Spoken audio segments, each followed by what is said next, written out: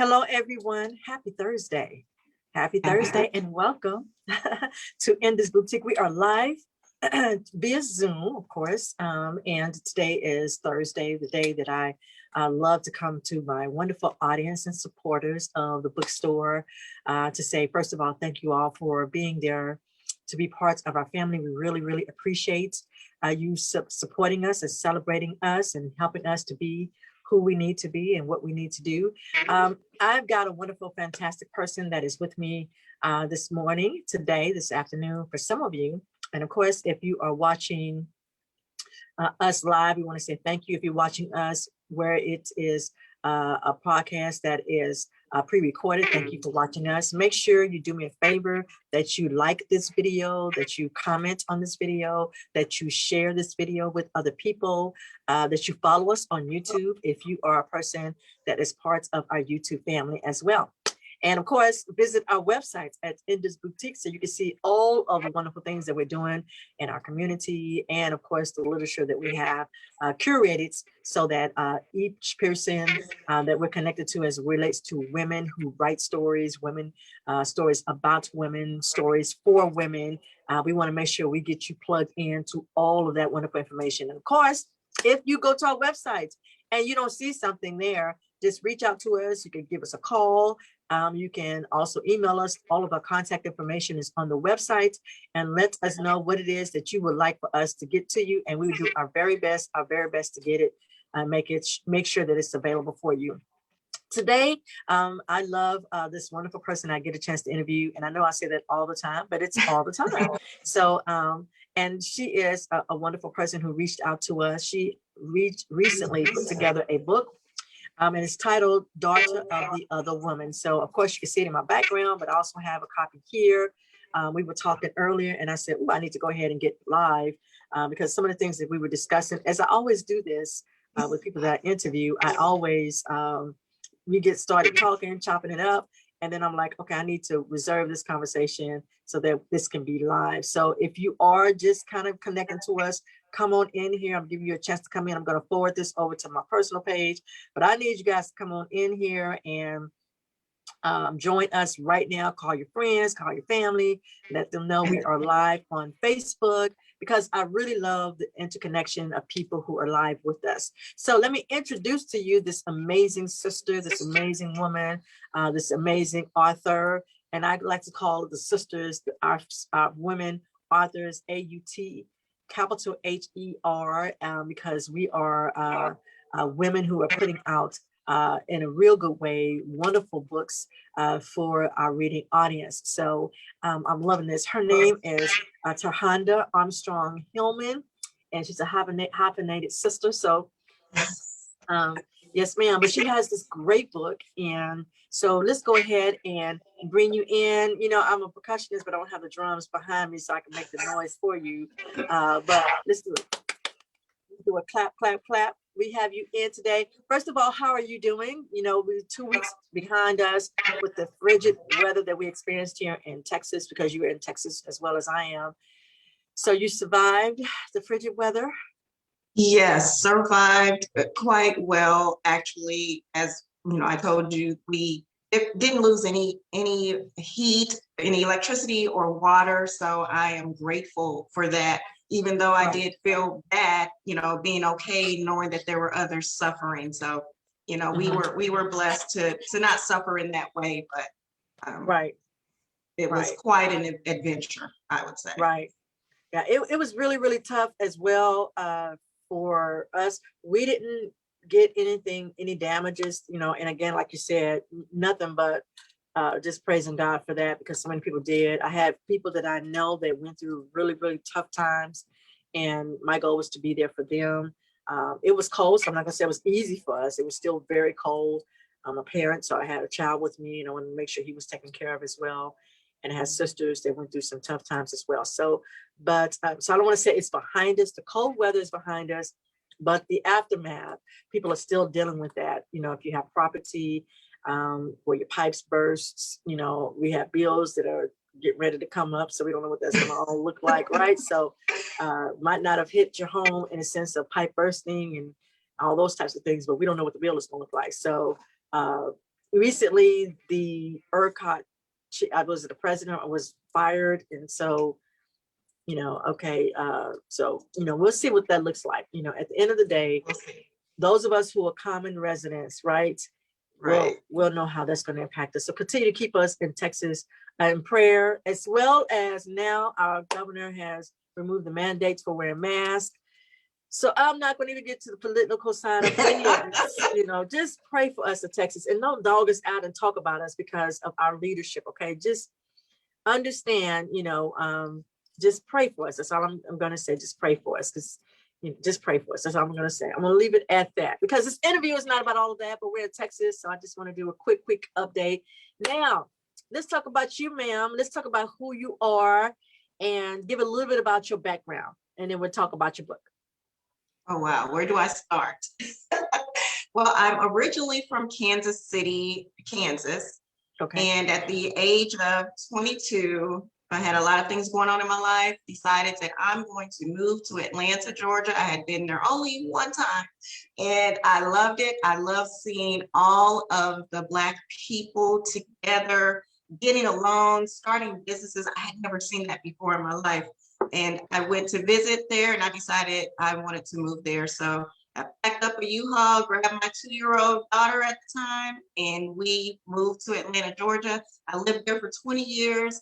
And Wow. Then I moved to Detroit, Michigan. I was a flight attendant at the time. That's where I was.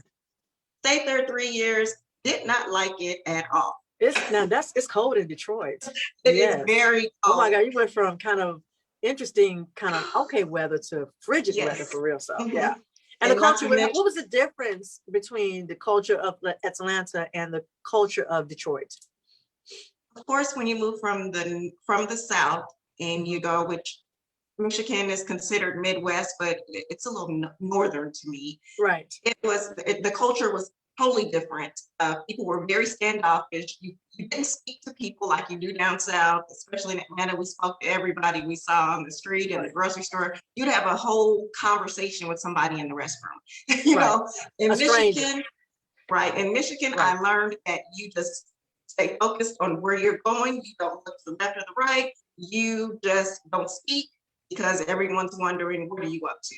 So it was hard, but once you met people and got to know people, very, very lovely people.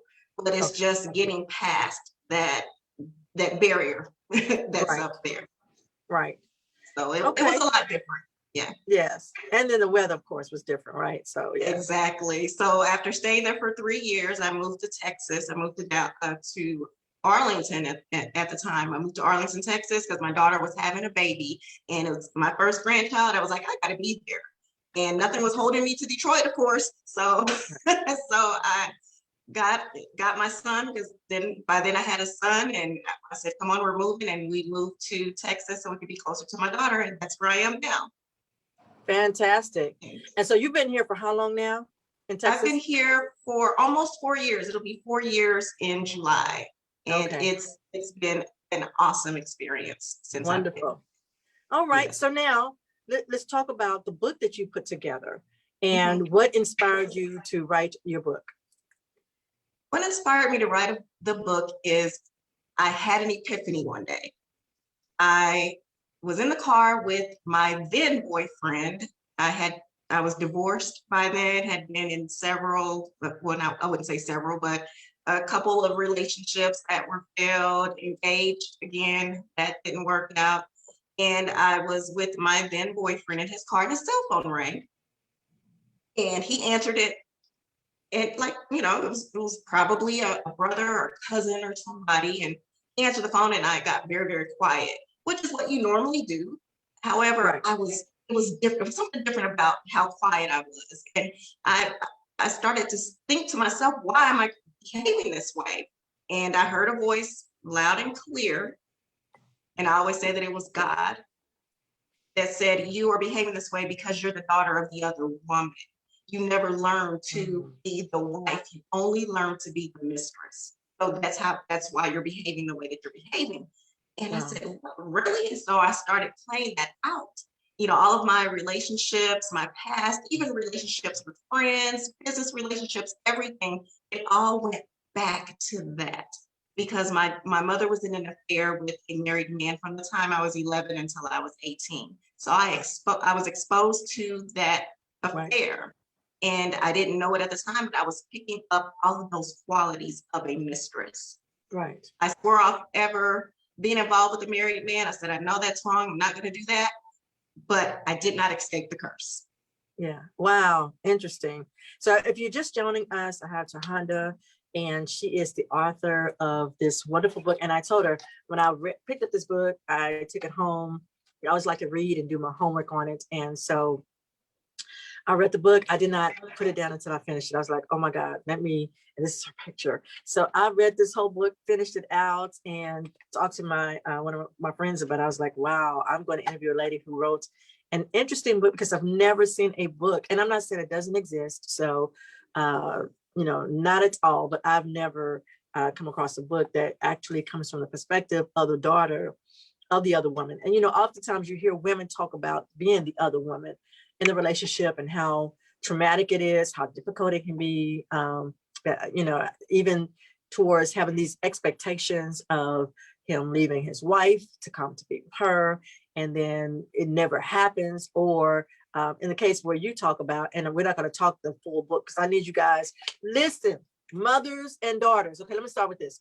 I just went inside of my conversation, but let me say this. If you are the other woman, get this book so you can understand how this impacts your children.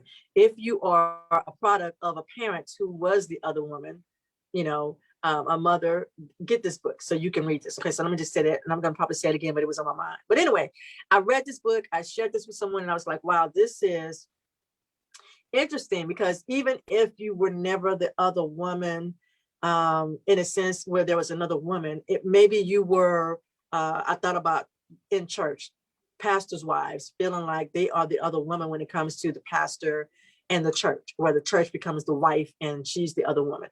I thought about women who are married to men who are executives of their businesses or have their own business, and oftentimes the woman in the relationship, she feels like she's the other woman, so she has to be passive and quiet and reserved because she doesn't want to mess up the waves, and so she allows herself to go into the second chair of the relationship. So I just thought about so many different things related to that, and how you said and you just shared how you picked up those habits, and so in your own relationship you continue that cycle of behavior, right? Being the second fiddle and not wanting to make waves. So you wrote this book. Yes, ma'am. And this is supposed to be where you're supposed to want to talk. So tell us about the book. Tell us about what you said, what inspired you, but what is it about the book? Well, one thing that I always like to put out there, and I like to clarify, because when you were reaching out to the other woman, or you were reaching out to the daughters of the other woman, I always like to say that the book is not to vilify anyone. I'm not saying that my mother was a bad person. I'm definitely not saying that, because my mother was the sweetest person that I've ever known in my life. She just ended up in that situation, but I understood why based on her past. Right. So just know that it's not, and I don't try to make the husband a bad guy at all, or anyone that I speak of in the book. It's just to put the information out there. It's just to be transparent, just to say, hey, this is what happened. Look at your own life. And you may be able to recognize some of the things, some of the qualities that I point out, such as being codependent.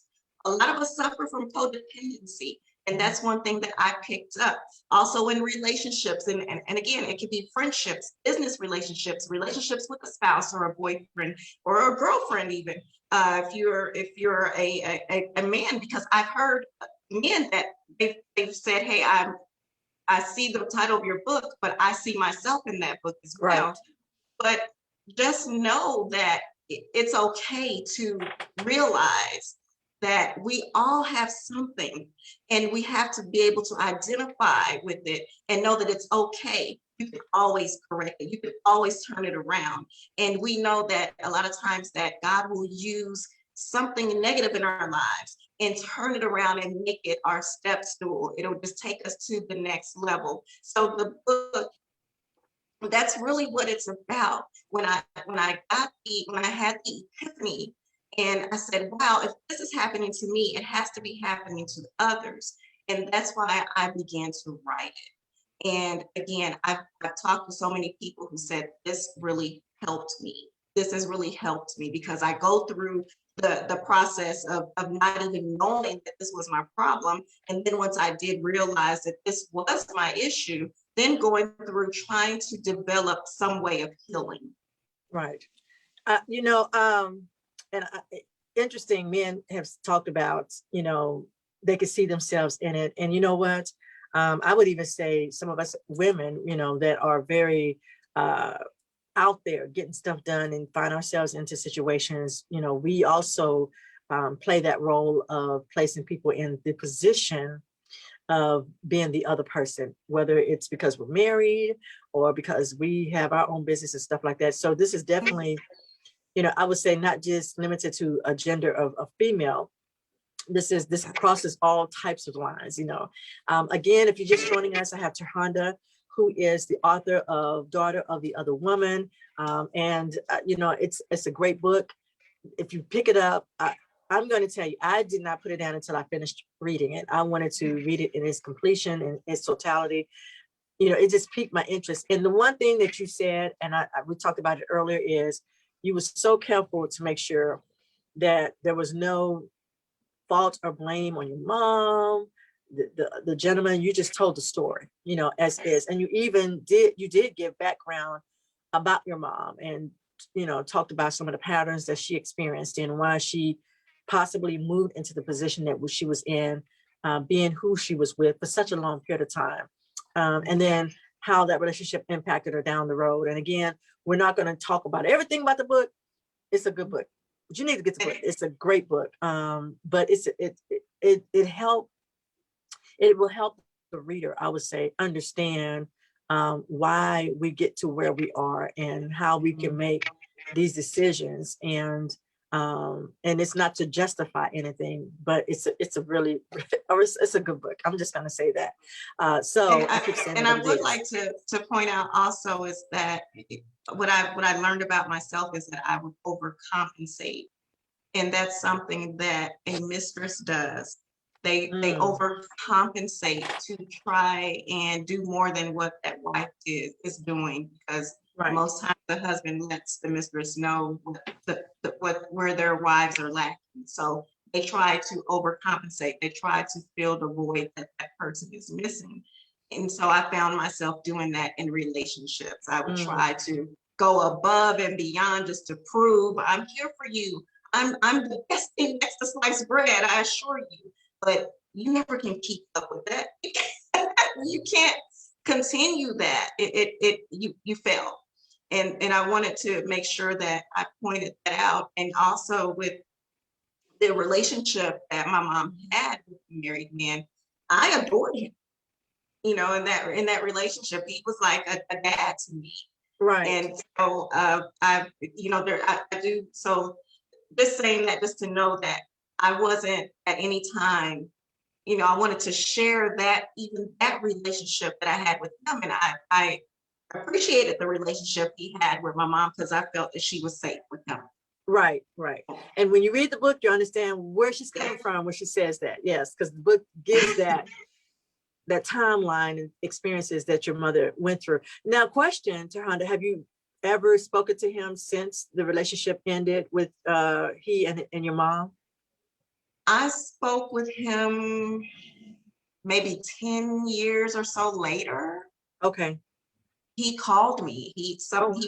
I don't remember how he got my phone number, but he called me and we had a conversation, about my mom and about what he was doing at the time, and that was it. It didn't go much further than that, but he did reach out to me.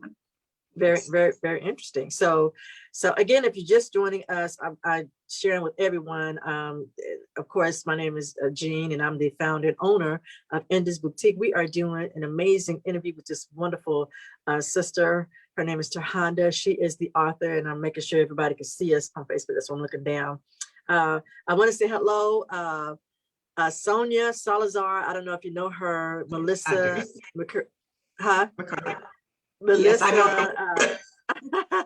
Kenya, thanks for joining. Thank you all for joining. I really appreciate that. So wonderful. Thank you all for joining us and being part of this amazing interview. This book is just a groundbreaking book. And my prayer is you're able to talk about this on so many different platforms.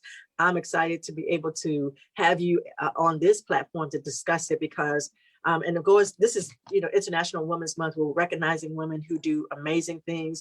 But the other piece that I think is very important for us in this month is not just to recognize what we've done and groundbreaking things, which we've done. We're the mothers of this land. So, baby, we've done. Trust me. But we also need to talk about how we've overcome some serious things in our lives as we grow up. And none of us are immune to it. I think part of what we grow up helps us to become who we are in those groundbreaking moments, right? So what was it in this scenario, this situation of your life? What was it once you had your epiphany to say, okay, boom, there's a light bulb. I'm acting the way I'm acting because of what I've seen, my experiences as a child, how I grew up. What were those experiences that after you recognized it, that helped you to overcome to be who you are today? Well, to be honest with you, it took me a while to actually finish writing the book. When I talk about in the book how when the epiphany came to me, I wrote down one paragraph and I went around telling everybody I was writing a book. I only had one paragraph, but I put it down for years because I still, deep inside, I knew what I heard was true. I knew there was some truth to it, but I really didn't understand at the moment exactly what that meant. So until I actually started writing the book, I had something else to happen. It's in the book, and that is what really pushed me to write the book, because I was, at that time, I was doing okay, but personally, I was miserable. I was a miserable person. I was sad. I was depressed most of the times. I was very negative about a lot of things when it came to me. Now, with anybody else, I could be your biggest cheerleader. But when it came to me, I had no belief in myself. And when I did sit down to write, all of these things started coming out that I had no idea was there. That's why I encourage everybody. You don't have to write a book. I wish you would, because we don't have a book inside of us. But I would encourage people to journal, because you just don't know what you'll find. And then you hear from God, and God will tell you or lead you to where you need to be or where you need to go to get the answers and find out exactly how to get your healing that you need. But not only do you get your healing, he's not just wanting you to get your healing, he wants you to help somebody else. It's not just about you. Exactly. I love that. And with someone who has gone through this and maybe, don't even understand how it has impacted them, do you recommend going to counseling? I mean, what do you think about that? Yes, I do. I did not go to counseling when I started writing the book. I did speak with a life coach who told me a lot of things. So, she's a counselor, life coach. Right. I do recommend it. You can't lose going to get counseling. You find out so much more, and then you're there with a professional, and you're with someone who won't choose sides. They're neutral, because a lot of times we'll want to consult with friends and relatives and people that are going to more than likely choose sides or tell you what you want to hear. But this person, if you go out and seek counseling and you speak to someone, you speak to a professional. Now, do your research. Don't just go out and grab anybody. Do your research. You'll find out a lot of things about yourself that you didn't even know. Right. I love it. I love it. I love it. So let's go with this. What was the most challenging part that you experienced when writing your book? What was challenging for you that you needed to take a woosah moment and overcome that as you began to write the narrative of your experience? When I started writing about the past, Mm-hmm. that was the hardest part, reliving that past. Mm-hmm.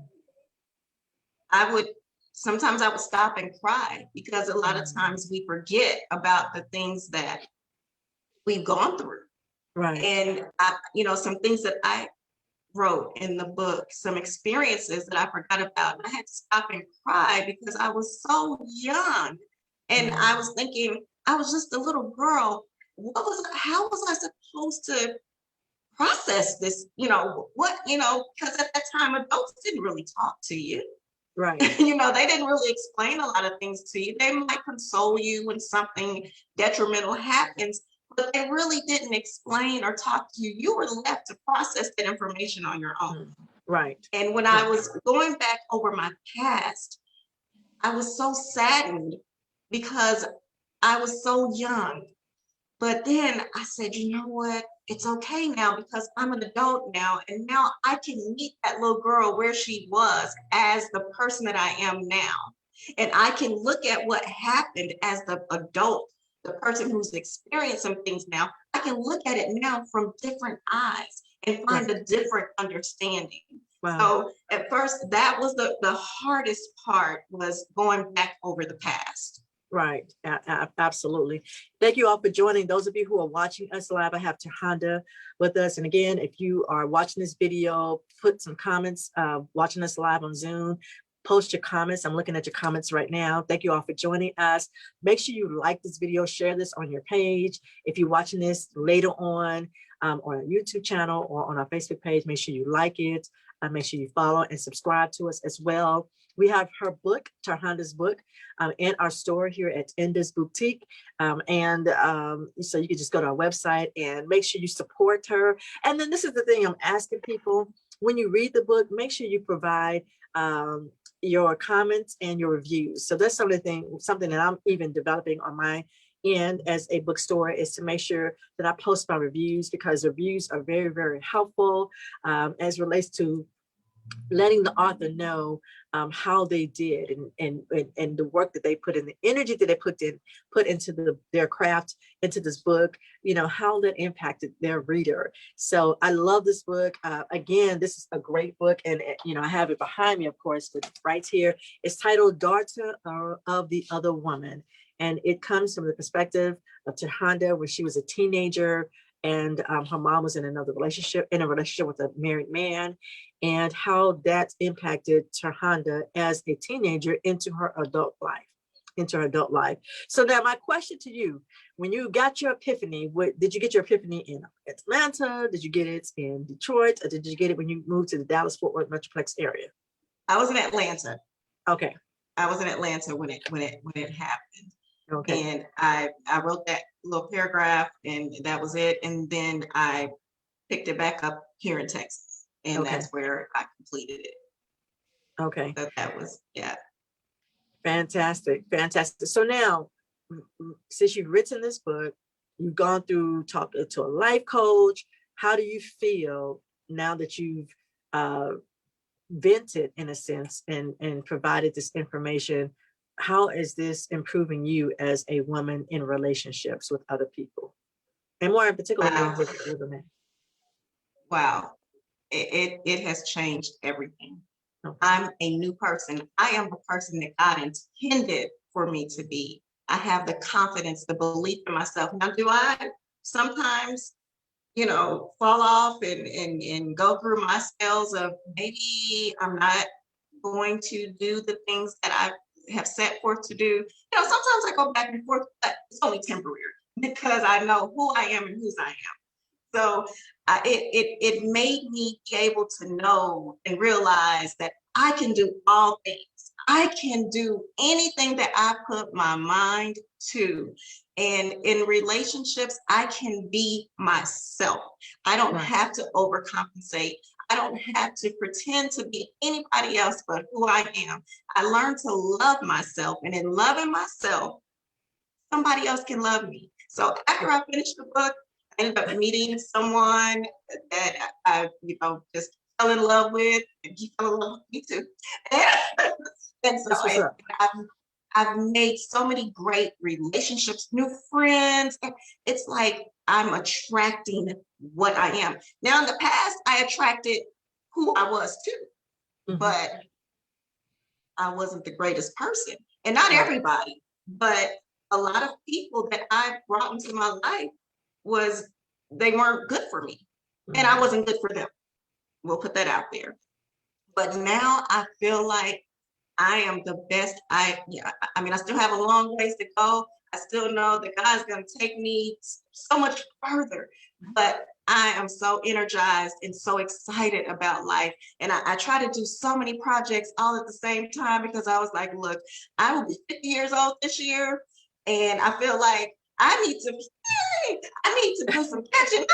I got to finish some stuff that, I wanted to do a long time ago. So sometimes it looks like I might be going a little crazy because I'm doing this, and this, but I tell you, that's the only way I know how to do it now. It's like, I'm so excited about life that, and that's what I want everybody to be excited about life. It's okay. Be excited. Right. Don't just try to survive, live, thrive. I love it. Yes. I love it. I love it. I love it. Oh my goodness. I love it. So everybody, listen, let's do this. Let's support her. Let's get a copy of this book. Even if you don't need it, you know somebody who needs to read this book. Come on now, let's make it happen. And again, you can go to our website, but let's do this. Let everybody know how they can reach out to you, Terrhonda. Give them your social media handle. If you have a website page, go ahead and share that information to our listening audience. All right, I will start off with my website now it's still kind of I'm still working on that, because as you see, I self-published. I'm also working on my I'm with you on that, because we got to do what we got to do right now. So, but my website is www.daughteroftheotherwoman.com, just like the book, daughteroftheotherwoman.com. My Facebook, again, Daughter of the Other Woman. You'll find me there. And you can also email me, same thing, but this time it's T, like Terrhonda, Hillman, HILLMAN, at daughteroftheotherwoman.com. I'm also on Twitter, Daughter of the Other Woman, but I'm still learning my way around. Yes, Instagram, Daughter of the Other Woman. There, you just put in Daughter of the Other Woman, you should be able to find me. Put that in there, baby, and her face will show up. Yes. Daughter of the Other Woman.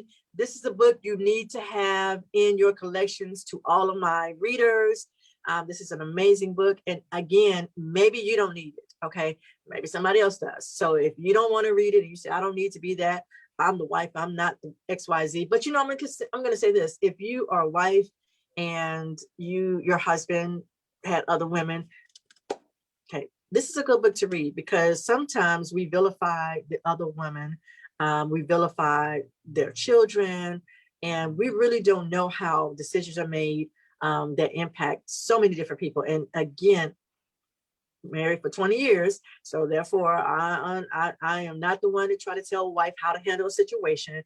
I understand, okay, so not justifying the other woman syndrome and those things that come with it. This is not a book that demeans anybody in their role. What it does is it exposes truths and experiences that Terrhonda went through. I think that we as women, this is a very good book that we can read to get a different perspective of how decisions we make as an adult impact children. We don't often consider that. We don't often see that. We don't often do that. And I believe, and this is a good book that kind of gives that piece, is sometimes we make decisions, we're trying to get our mind sane and our headspace sane, so we can have some sense of functionality and normalcy for our children, so we can figure out how we can parent our children by having a sane situation. And so we make decisions based on that. And I'm not saying the decisions are always the best one, but we do what we try to do to get into a positive headspace. And sometimes Gina, another thing I just want to point out, you made me think of something. Yes. I'm the mother of two. My daughter's 29. Hi, Whitney. Yeah, she's And on with us. Whitney, is her name Whitney Aaron? Hi, Whitney Yes. Aaron. Hi, She said, Whitney. And she's always supporting me. And she took that picture on my cover. She's a photographer. My son, he's 15. He'll be 16 this year. And them seeing me now is the best gift I could ever give them. wow. They saw me at my worst. Mm. Now they get to see me at my best.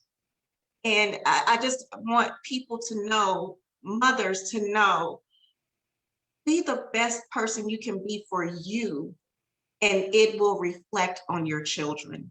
Right. Go after those things that you've always wanted to do.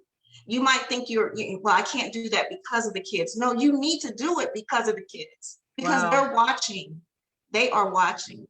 So, I mean, now, like I said, I don't feel as bad about the things I may have exposed my kids to because I was learning. But now I feel like I can kind of make up for that. Now they can see. Now I can tell them, well, yeah, that wasn't good what I did, but this is what I'm doing to correct that. I love you saying that. Thank you for saying that. And women, we are so hard on ourselves, because the one thing you said, that L word, we are learning, and there is no book. I mean, there people have written books on relationships, but until you go through it, I mean, some things apply to it, but the truth of the matter is we are learning. And when you start off at a young age, going through the process, you are learning. But as we get older, I appreciate what you're saying, learning to become the best person we could be. And our children seeing that you can change, you can grow, you can improve, even if you're in your 30s, your 40s, your 50s. You don't have to be stuck in toxic situations. And it's hard to get over toxic situations if that was your norm. Like you said, you accommodated it and you adjust towards it, trying to overcompensate to make people happy, knowing that there is nothing good enough that you can do to make that person happy. But you try to do it to keep them from talking crazy about you, because you want, at the end of the day, for everybody to be at peace. But at the end of the day, my sisters, let me tell you something. You need to get yourself at peace. Get yourself out of toxic situations, toxic relationships, shut it down. They're talking about you anyhow. I'm just saying, they're talking about you when you're trying to do your very best for them. So get the book. Get the book and do you. Get the book and do you. Yes. Do you, boo. It's worth it. You're worth it. It's worth it. Oh, you're worth it. Thank you so much. I love this. Thank you, guys. And Whitney said this is true. Learn how to do you so you can break the generational curse. And not pass on things. And maybe you're the first person to set up an unfortunate generational curse. Before you do that, break it, stop it. Clean yourself, remove the toxic stuff, remove the toxic people. Don't explain, just shut it down. I'm learning that as I get older. When you said overcompensate, Lord Jesus, every woman, raise your hand if you overcompensate in relationships that good and doggone well. No matter what you did, it's like it's a drug. The more you try to do, the less happier they are. The more you try to do to get that to where it needs to be. Stop. And Jean, and then what happens in those relationships too, when you're trying and trying and trying, and it doesn't matter them, but when you start trying and trying and trying and focusing on yourself and doing those things, then that's when they pay attention to you. They pay attention. That's when they pay attention to you. Yes. It's like, they've shifted from me to their own person. And then they try to make it seem like it's selfish or self-centered. No. It's just called being self-help. Self-help. Don't feel ashamed. Don't feel, do you, boo, Lord Jesus. This is the year. Listen, if 2020 didn't show us anything else, it told us we cannot live life the way we've always lived it. We've had to make some changes. We have to do self-reflection, inner reflection. The world shut down. We were forced to go home. And I think being forced to go home was a blessing to many of us, because it forced us to really look at our home and say, is this the type of situation that I need to be in for the rest of my life, or do I need to make some changes? And I think many of us crossed over to this year and said, you know what, I need to make some changes because I'm in some toxic situations, but the train is moving. We don't often see it. We don't often catch it. And we realize we've lost ourselves in the shuffle of trying to live for other people, make other people happy. So get the book. Get the book. Gene, I forgot one more thing. Go ahead. Go ahead. My podcast, I have a podcast. And it's Daughter of the Other Woman. So you can find the podcast on all of the platforms as well. How can we listen to your podcast, and when do you broadcast on your podcast? I do a monthly podcast. So you can, I started last year. Okay. So there's already about 9 or 10 recordings. And I actually do a podcast Friday where I interview the young ladies that you interviewed before, the Power Moms. So yeah, I said hi. They're awesome. I love them. Yes, I can't wait. Yeah. Yes. All right. So, and how can we get again connected to your podcast? Is it on your Facebook page or where is it? Well, you can just go on any of the podcast platforms. You can go to Apple. You can go to all of the major, wherever you listen to your podcast, just go there and you'll be able to find Daughter of the Other Woman. All right, fantastic. All right, everybody. So again, I'm Jean, and the owner of this wonderful bookstore and this BOOKtique, and I have an amazing book. Let me tell you something. Get this book. I'm not playing with y'all. If y'all love me, and you do, get this book. Okay, I have it here at the bookstore. It's also information on the website. You can go to her website. I need you to get this book. I need you to be healed and delivered. We all do. All right. For more information, it's www.endasboutique.com. endasboutique.com. I love you, Terrhonda. You hold on one second. Guys, we love you so much. Again, like this, follow us, subscribe to us, go to our website, and we'll talk to you again real soon. Love you.